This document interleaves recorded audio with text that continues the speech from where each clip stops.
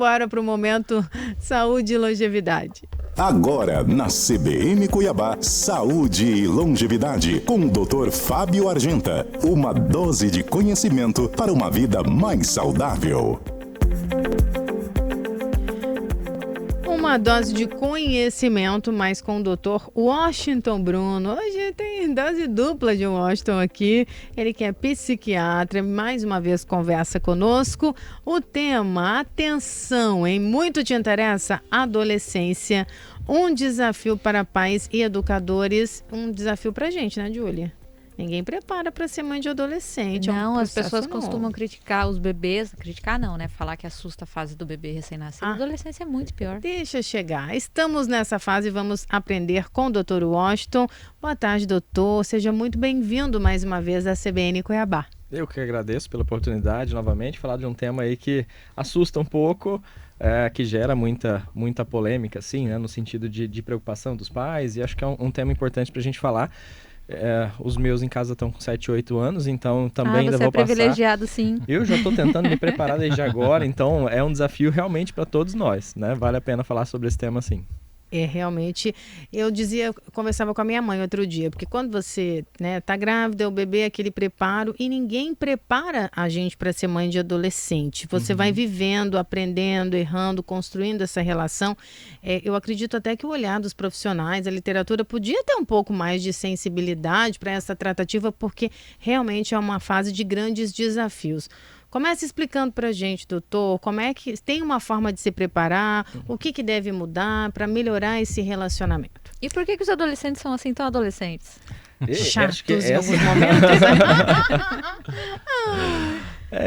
Os chatos, talvez a gente vai chegar ali à conclusão daqui a pouco do porquê que isso acontece, né? Mas acho que em relação à questão do se preparar, né, para esse momento, tem um ponto importante, né?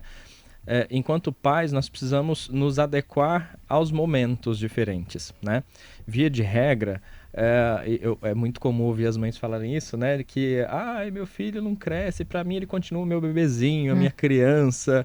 Essa ideia, ela talvez aí, né, num sentido de proteção, né? De realmente ter saudade, né? Um pouco daqueles momentos da infância.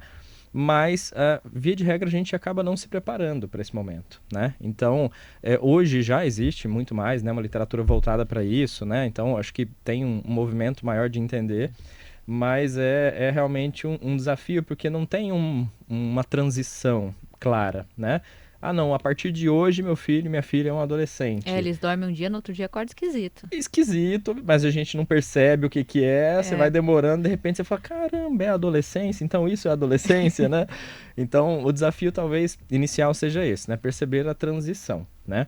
Então, um bom ponto para partir é que a infância, nós falávamos aqui um pouquinho antes de iniciar, né? A infância ela é uma fase em que eu recebo uma influência direta, principalmente dos afetos fundamentais, né? Pai e mãe principalmente, e essas influências, elas são direcionadoras, né? Então, o pai, a mãe, ou os cuidadores próximos, os avós, ou quem faz parte da criação ali, né, mais próxima, eles são quem vai ditar o comportamento, quem vai ditar o senso moral, ou ajudar na construção do senso moral, quem vai colocar os limites ao ponto que a criança consiga entender o mundo à sua volta. Então, nesse processo de entender o mundo à volta, a criança vai absorvendo o máximo possível daquelas relações, mas sempre com essa referência muito clara. Aqui é o meu ponto de apoio e de segurança, né? Esse também talvez seja um ponto importante para a gente discutir depois, essa construção do senso de segurança. Mas por conta disso, né, conforme a transição vai acontecendo para a adolescência, a gente passa na adolescência a construir, né, 2 pontos que são extremamente importantes para a vida adulta, que é a construção da autonomia, né, e de um senso de responsabilidade realmente, né? Então a construção da autonomia ela é necessária porque nenhum adulto é adulto de verdade se não conseguir ser autônomo, no sentido de se gerir emocionalmente, financeiramente, né, em relação a questões de trabalho e tudo mais. E o senso de responsabilidade é uma construção importante, né? A capacidade de olhar para si, entender as próprias dificuldades e assumir as responsabilidades pelos erros e acertos que comete, né? Então esse é um momento importante de desenvolver isso na adolescência. vamos falar do adolescente, eu quero falar do pai e da mãe do adolescente. Vamos falar dos angustiados, Falar então. dos angustiados, né? E quando começa isso? Não existe um complicador do pai e da mãe, porque é o seguinte, o pai e a mãe, e aqui eu estou perto de mães de Ou adolescentes, responsáveis, né? Também. o Às vezes é um responsável. tio. Porque assim, ali é um momento confuso na cabeça de quem está criando. Porque quer que aquele ser tome a atitude de pessoas adultas, mas ele não consegue fazer a divisão quando que ele quer que seja adulto e quando que quer que seja o menininho de vovó, sabe? Então, a cabeça de quem está do outro lado também, eu acho que é muito complicado para entender isso. Porque em algum momento você quer que ele faça coisa que adulto faça, raciocínio como adulto, tá? Mas quando ele fala que vai sair de casa, não, você quer tratar ele igual bebê. Né? Diante do perigo, você quer proteger. Uma maturidade seletiva, né? E aí, isso afeta muito na formação? Afeta quando a gente não consegue lidar com esse momento, né? Então, vamos pensar assim, que ter um pouco dessa dualidade é algo até natural, por conta daquela questão que a gente falou, de dificuldade de perceber a transição, né? Mas é importante que as mensagens sejam claras, né? Talvez um grande complicador na construção do senso de responsabilidade seja isso, mensagens que são díspares, que são perdidas, que não são às vezes claras. a gente não sabe que mensagem a gente quer passar. Exato. Por isso que talvez seja essa a importância, né? Se preparar um pouquinho para esse momento. Então, qual que é a mensagem clara que precisa ficar? Adolescente não é adulto e adolescente não é criança. Então, ponto. Eu não vou tratar como criança, mas eu também não posso tratar como adulto, pelo menos não estrito senso. A ideia é que o adolescente ele consiga, aos poucos, desenvolver a capacidade de assumir as responsabilidades e de gerar autonomia, mas que ele tenha apoio e suporte necessários para fazer isso com segurança, né? Então, o que significa isso? Que eu preciso, sim, que o adolescente aprenda, por exemplo, é importante desde a infância, mas na adolescência isso precisa ser trabalhado de maneira intensa, a importância de gerir, por exemplo, o próprio dinheiro. Então, uma estratégia, vamos falar de maneira prática, que acho que fica mais fácil entender, uma estratégia importante é que na adolescência ele consiga entender o valor e gerir o próprio dinheiro, por exemplo. Mas ele não está trabalhando ainda, não ganha o próprio dinheiro? Tudo bem, inclua na gestão das questões da casa.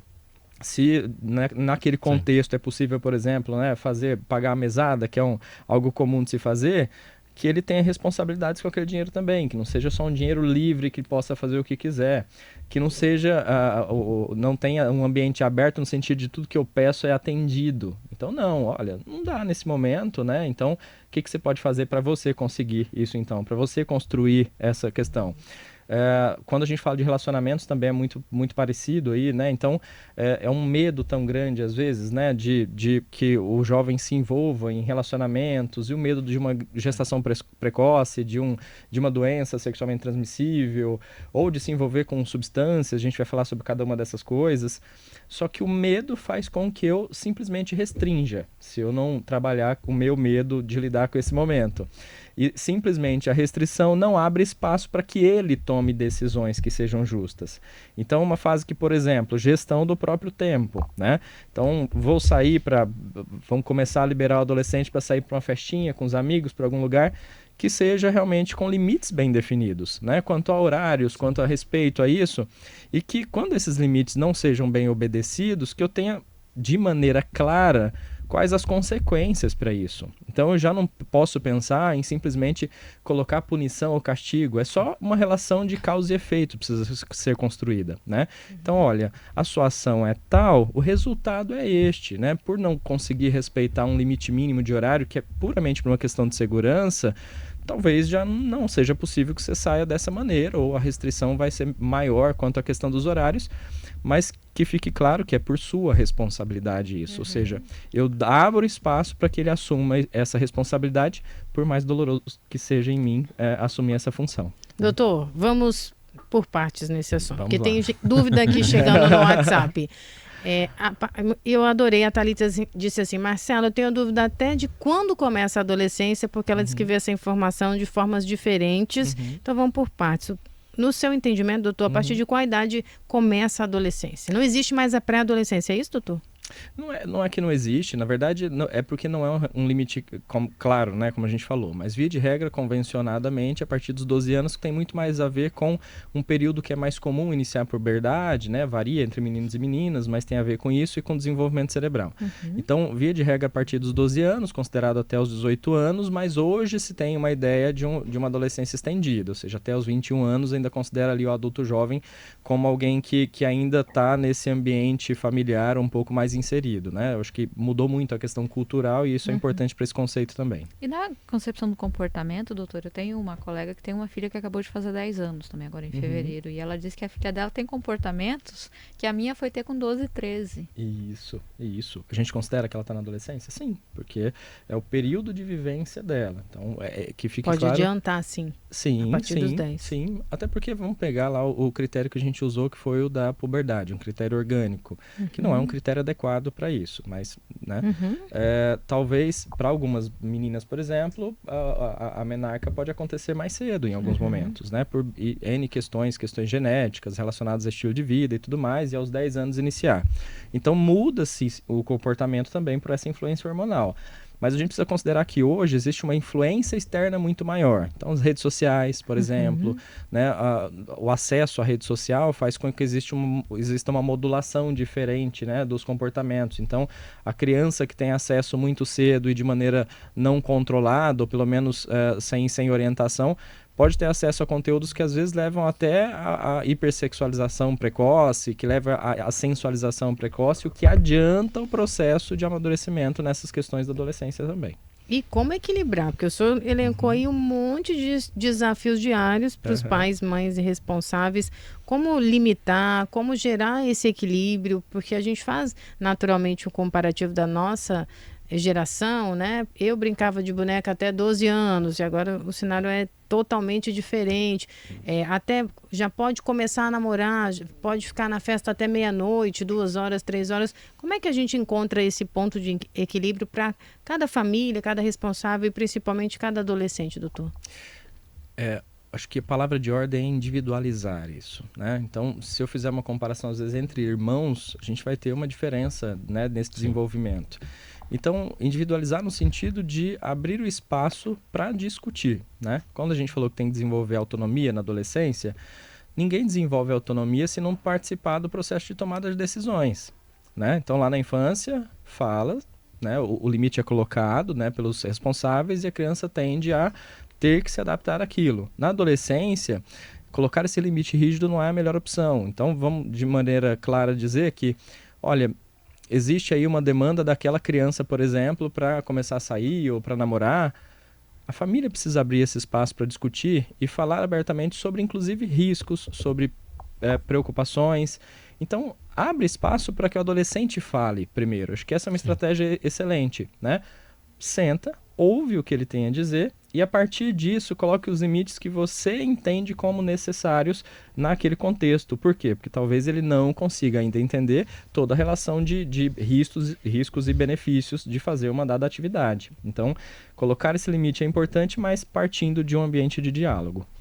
É interessante, outras áreas também tratam da questão da adolescência. A pedagogia, ela fala um negócio que eu acho que é muito interessante, que as regras que os pais passa a determinar a partir da adolescência, ela tem que estar muito próximo do comportamento real dos pais. Se você então, faço o que eu mando, mas não faço o que eu faço, não funciona. Gera revolta. Porque daí a pessoa começa a entender o seguinte: escuta, mas eu estou me tornando um adulto e não posso ser adulto como eles são. Então é muito importante a coerência entre a relação da família e que está lá. Isso na pedagogia. Na antropologia, aí já é um fator interessante, porque eles comparam com os índios, com os primitivos, tá? Eles dizem que o que determina é o ritual. Na sociedade moderna, nós não temos ritual de passagem. Então, fica um período confuso. Por exemplo, no Xingu, tem um período lá que eles comem as formigas, andam em cima das formigas, pega eles. Naquele dia existe uma mudança brusca. Até ali ele estava numa fase. A partir dali, ele pega um punhado de responsabilidade que ele é outro. E nós, a antropologia diz que nós, modernos, não somos claros.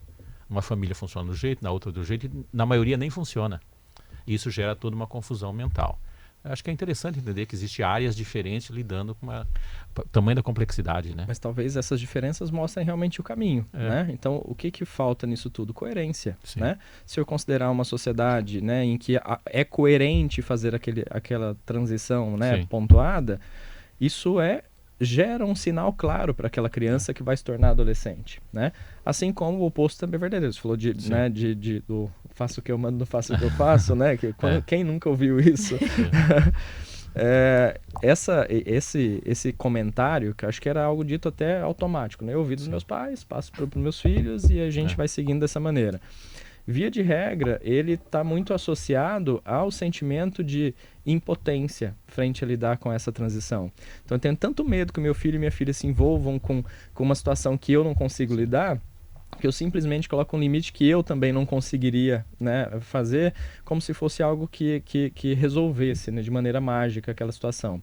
Então, não, talvez a resposta seja essa. A gente precisa ter um ambiente com regras claras, né? Com um ambiente aberto para discutir, ao ponto de entender previsibilidade. Acho que essa é uma boa palavra para colocar, né? É só lembrar dos rituais, que a gente tem ritual, só que a gente bagunçou com eles. Debutar, 15 anos. Era o momento onde dizia que as filhas, a partir dali, poderiam ser cortejado. Hoje, com 15 anos, é criancinha, né? Nós não vamos deixar. Então, assim, mas a gente continua fazendo festa de 15 anos. Então, a festa de 15 anos já não é mais um ritual, ela perdeu. É só uma festa de aniversário. Aí vinha o noivado, era um outro ritual. O casamento, outro ritual. Os filhos, quando nascem, o batizado. E para esses rituais tem toda uma preparação. Por exemplo, o noivado, entre o noivado e o casamento, é a época de preparar o enxoval. Então a mulher tinha todo esse processo, né? E tinha alguns rituais masculinos, por exemplo. Ainda tem por aí, que é muito louco, né? Que o pai pegava o filho e levava numa casa de prostituição, determinada idade que ele chegava. Mas era um ritual. Podemos hoje, com a nossa moral de hoje, colocar em todas as condições possíveis, mas era aquele momento que dizia que a partir dali ele poderia fazer algumas coisas. E hoje, nós não temos nenhuma dessas regras, apesar de cultuar um punhado dessas coisas. Então, assim, a bagunça, acredito que seja maior ainda, né? Doutor, eu quero pedir para o senhor agora fazer uma explanação, olhando para esse adolescente, esse turbilhão de emoções, de sentimentos também, essas dificuldades. A gente falou até aqui muito dessa tratativa, mas com a expertise que tem, com a experiência também, o que se passa? É um turbilhão de hormônios mesmo, de maturidade? Como é que o senhor avalia esse processo para cada adolescente individualmente? Existe sim uma influência hormonal, ou seja, uma mudança grande, né, na maneira de sentir e vivenciar situações à volta, né? Então o adolescente passa por isso, tem uma mudança grande no corpo, né? Então o corpo do adolescente muda muito com as questões da puberdade, que vai desde o desenvolvimento de caracteres sexuais, então na menina, né, o crescimento do peito, a mudança, o acúmulo de gordura em algumas áreas do corpo que dão forma ao corpo, do menino a tendência de aumento de somente massa muscular em algumas áreas do corpo também, que acontece com mais velocidade nessa fase. Então é um momento em que eu passo a me enxergar de uma maneira diferente e que se eu me sinto suportado, apoiado, né, suportado no sentido de receber suporte, a tendência é que eu gere um senso de confiança maior, né? Então é um momento complicado para o adolescente. Por isso que a grande questão é melhorar a comunicação, melhorar a capacidade de dialogar. Isso vai fazer uma diferença imensa para que esse adolescente consiga se expressar, mas é um momento que gera muita angústia também, porque vamos conversar com qualquer adolescente aí na idade dos 13, 14, 15 anos de idade e perguntar sobre futuro, né? Eu já me sinto pressionado para fazer uma escolha de futuro. Eu me lembro dessa fase, meu Deus do céu, eu sabia o que eu queria.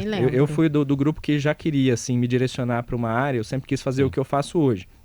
Mas nem todo mundo é assim, e cada um faz, mas para mim já era dessa maneira angustiante. Para quem ainda está passando pela escolha é angustiante, ou seja, é sempre desafiador em qualquer situação.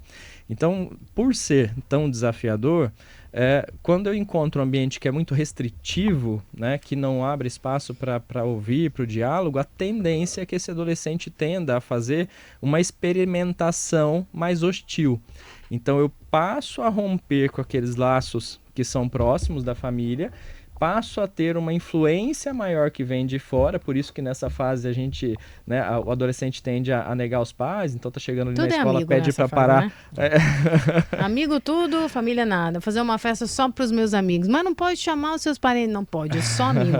Ah, mas dá um nervoso, professor, dá uma coceira. Não é isso? Não acontece, doutor? É isso, né? Alguns pais falam, né, que do pedido para parar um pouquinho longe da escola, né? Para não, O beijo, a hora que verem... chega na escola, acabou. O beijo, Jesus. Mas eu beijo. Quero nem saber se...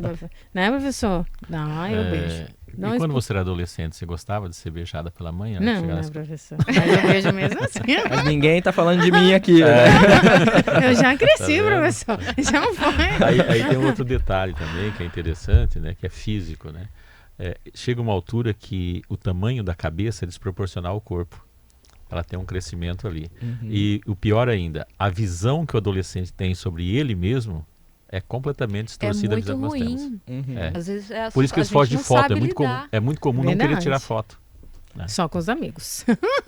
Pausa.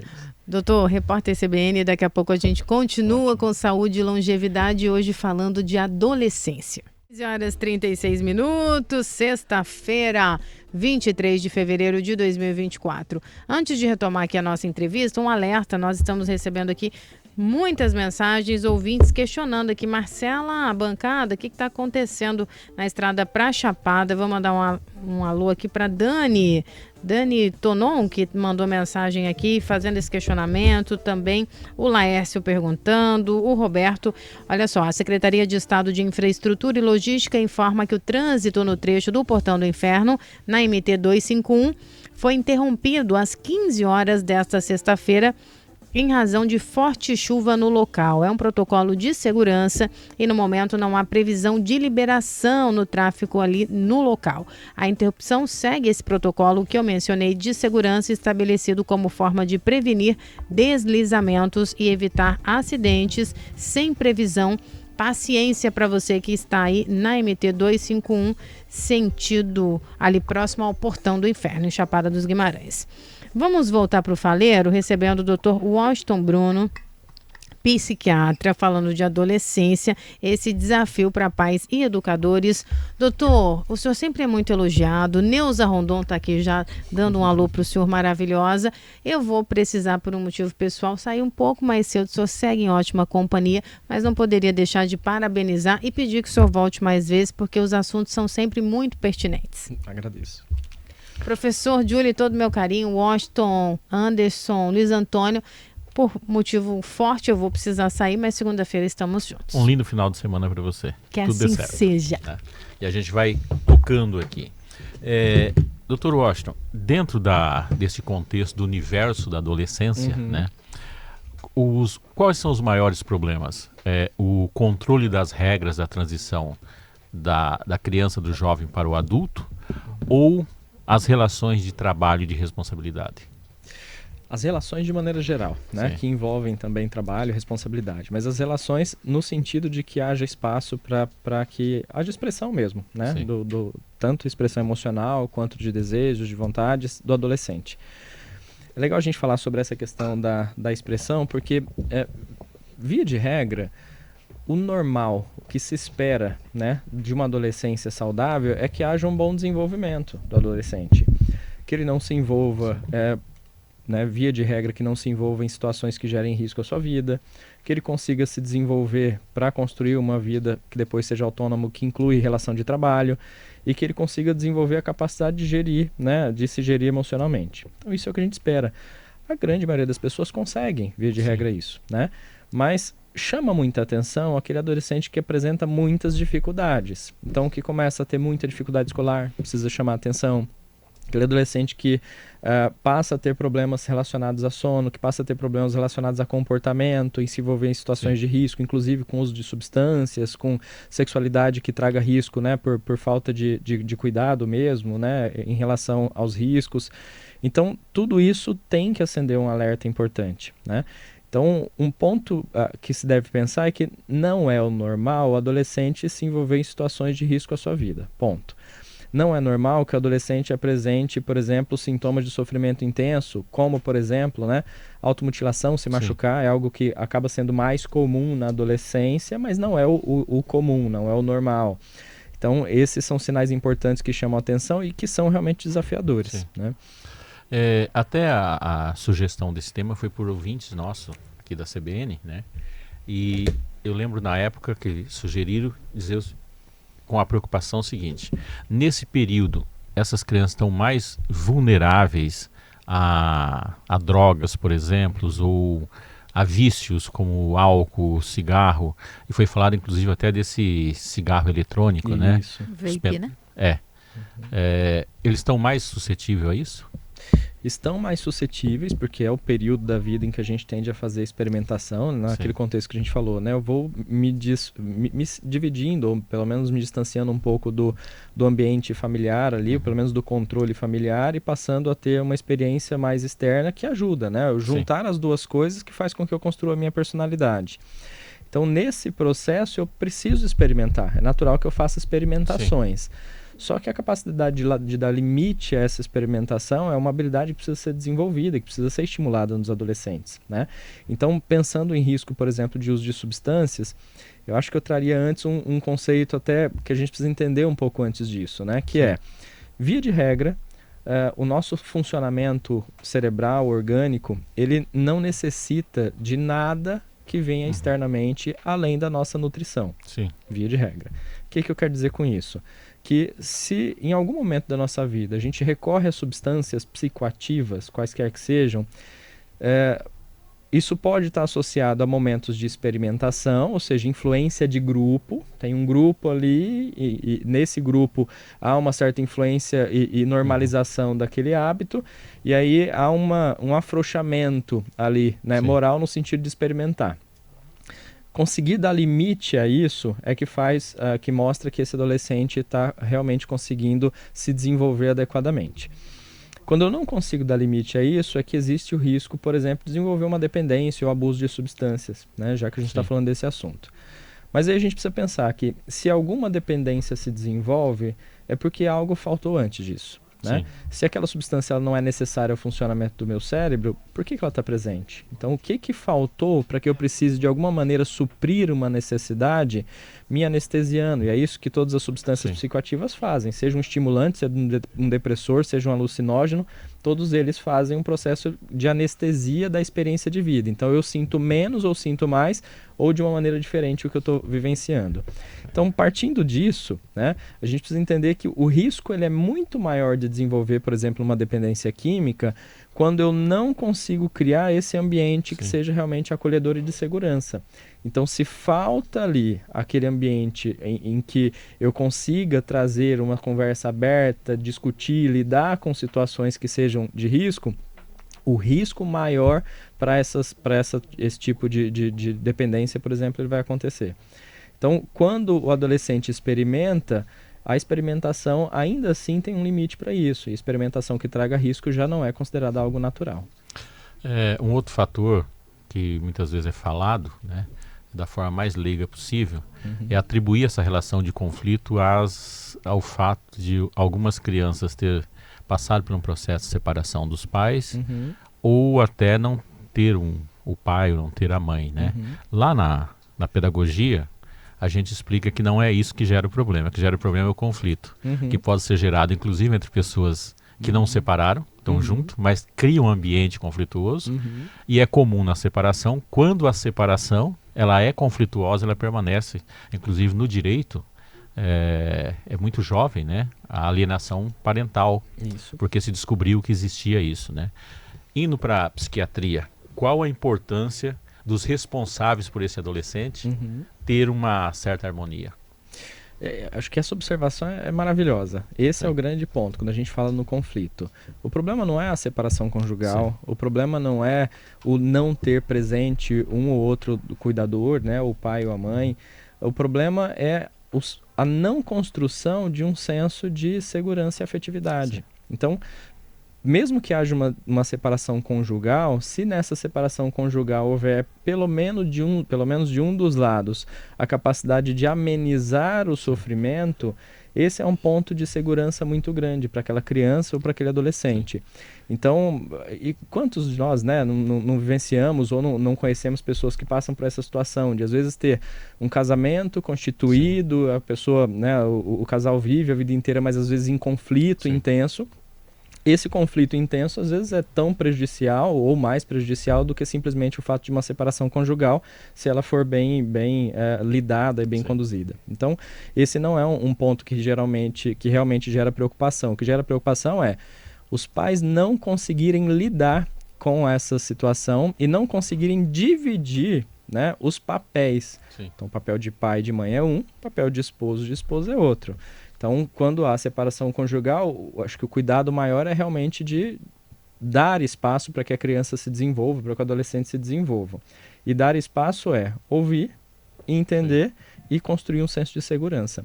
É tão importante essa construção do senso de segurança que, via de regra, né, o adolescente que se envolve mais em conflitos, riscos, uso de substâncias, é aquele que não conseguiu construir esse senso de segurança.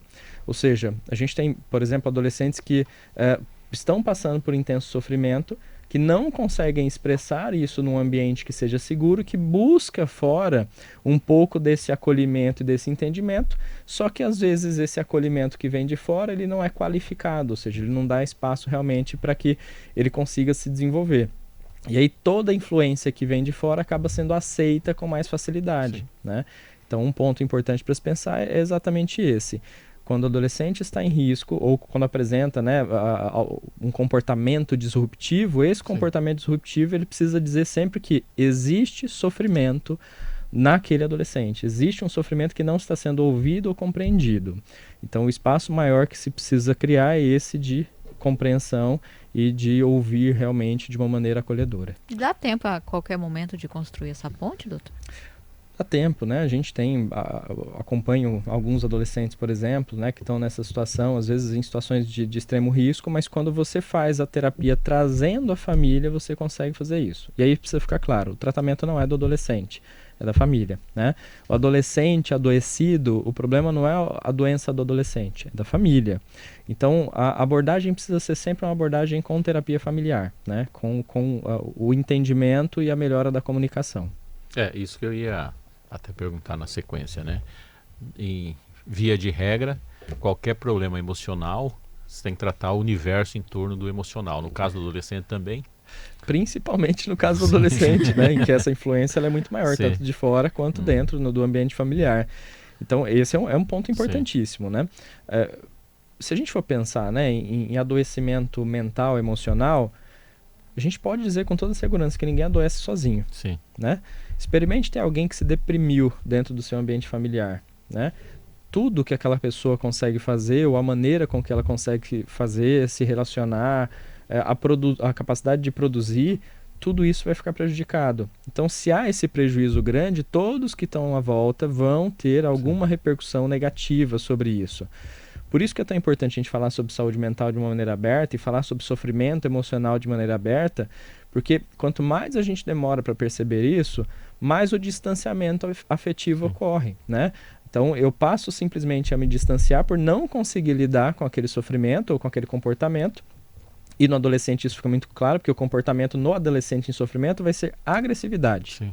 Então, vamos pensar bem nisso. Qual o comportamento que o adolescente desenvolve quando ele está em sofrimento emocional? Agressividade. Pode ser contra si ou contra os outros. Pode ser auto ou heteroagressividade. Então, agressividade não no sentido necessariamente de violência, mas de um comportamento mais hostil, a resposta mal dada, o ato de não ouvir. Tanto se nós pegarmos aí, né, alguns transtornos que se desenvolvem nessa fase, como exemplo o TOD, né, o transtorno opositor desafiador. O opositor desafiador acho que é um exemplo excelente disso. É um sofrimento emocional tão intenso, uma desconexão afetiva tão intensa com aquele grupo familiar ou daquela vivência, que o adolescente passa simplesmente a negligenciar aquela convivência e nada que vem daquele grupo importa ou é realmente ouvido. Então ele passa simplesmente a desafiar, a não obedecer, a questionar, a agir com agressividade, exatamente porque é a única maneira que ele encontra de expressar o seu sofrimento. Qualquer resposta que vem também agressiva. Sim. E a resposta que vem agressiva de fora acaba reforçando de novo aquele comportamento. Por isso que o tratamento ele precisa se basear em quebrar esse ciclo. Então, veio uma resposta agressiva por parte do adolescente, eu, que sou o adulto, que estou numa posição de assumir toda a responsabilidade ali, a do adolescente é parcial, a gente falou sobre isso, né? Então, eu preciso fazer esse movimento de, olha, então vamos acalmar. Não é porque o adolescente agiu com agressividade que eu preciso elevar o tom. Então tá, calma, vamos conversar. Sim. Você não pode falar assim comigo, mas na hora que você se acalmar, a gente senta e conversa. Dá o espaço para ele, sinaliza de maneira clara que aquele comportamento não é adequado, dê espaço para que ele se acalme, se tranquilize e deixe claro que daqui a pouco, ou num segundo momento, quando as coisas forem um pouco mais tranquilas, a gente volta a conversar sobre isso e aí vamos achar um meio de resolver.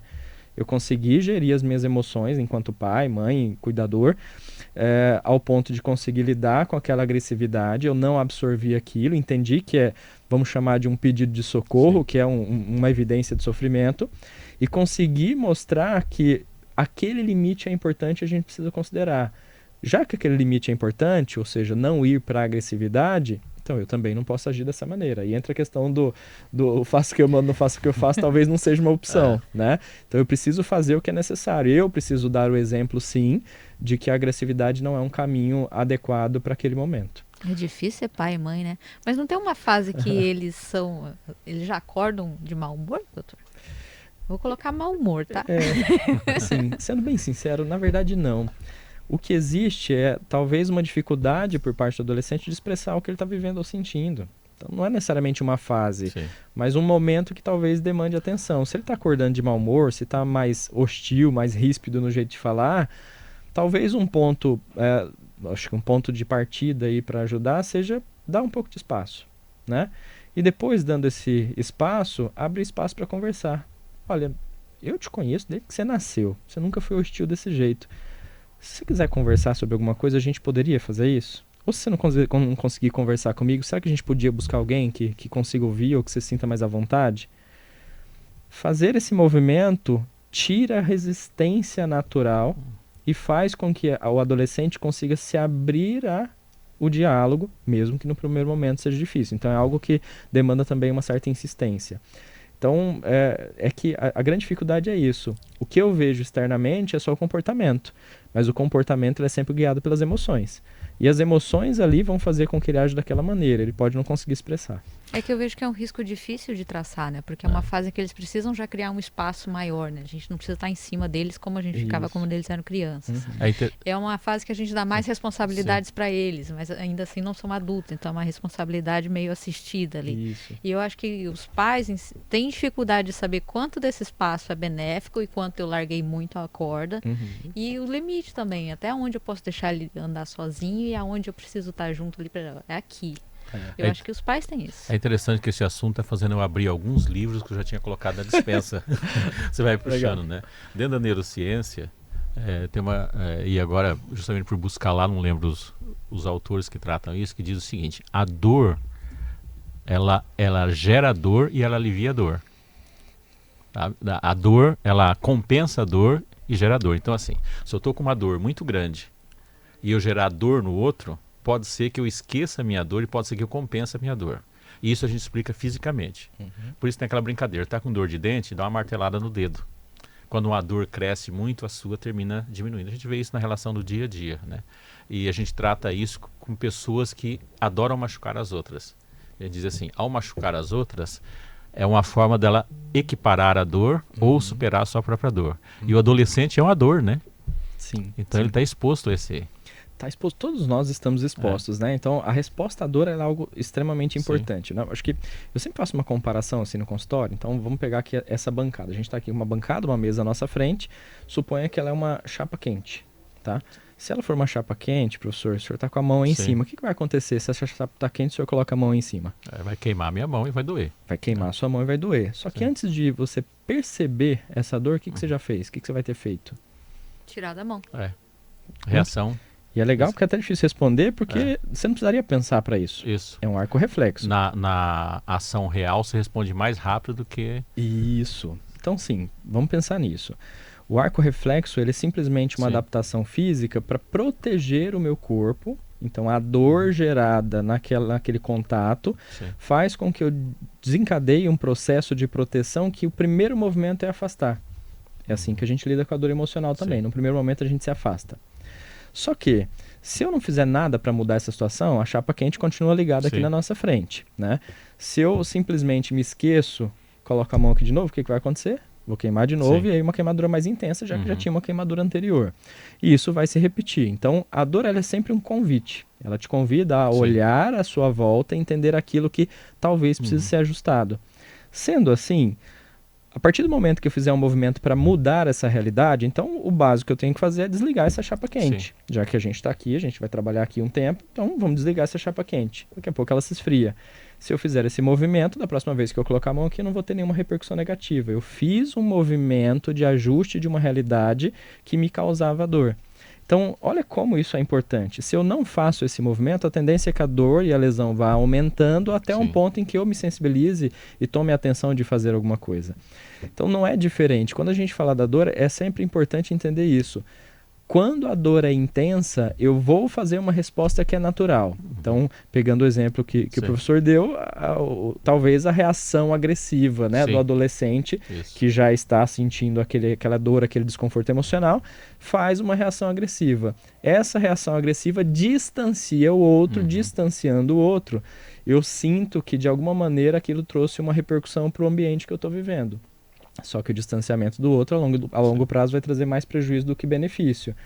Alivia naquele momento esse distanciamento, mas não resolve. Ou seja, se não houver um movimento de mudança, aquilo simplesmente vai se perpetuar.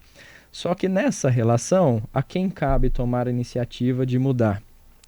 De preferência o adulto, que já passou por esse momento, que talvez não se lembre, mas já vivenciou ele, e que se fizer esse movimento de apaziguamento, de tomar a iniciativa de alguma mudança, muito provavelmente isso estimula, pelo exemplo, o adolescente a perceber que, olha, a reação agressiva foi algo que eu não consegui controlar, mas parece que não traz tanto resultado quando eu faço isso, né? Parece que se alguém apaziguar, ou quando alguém tenta fazer esse movimento, as coisas tendem a melhorar depois.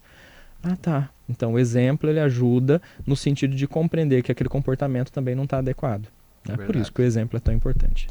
Nossa, nosso tempo está voando, hein? 15h58 já. Em 30 segundos agora, né? Porque está chegando em cima.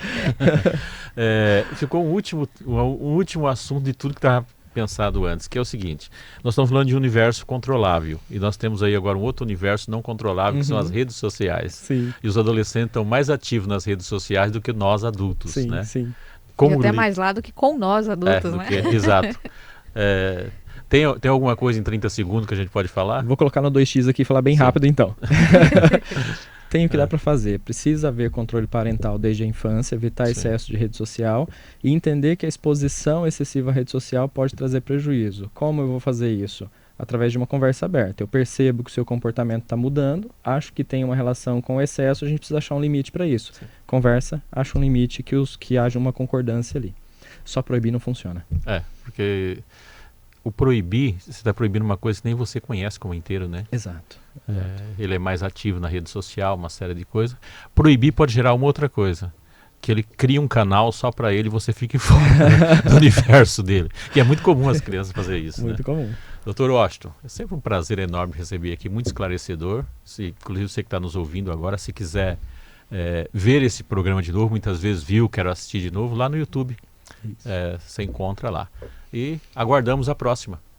Agradeço, né? Vamos ver. Acho que a gente já tem um tema para o mês que vem, né? Vamos falar sobre saúde mental da mulher. Saúde mental da mulher. No mês da mulher, né? Exato. Novidade aí, gente. Legal, muito legal. Então vamos falar sobre esse tema no mês que vem.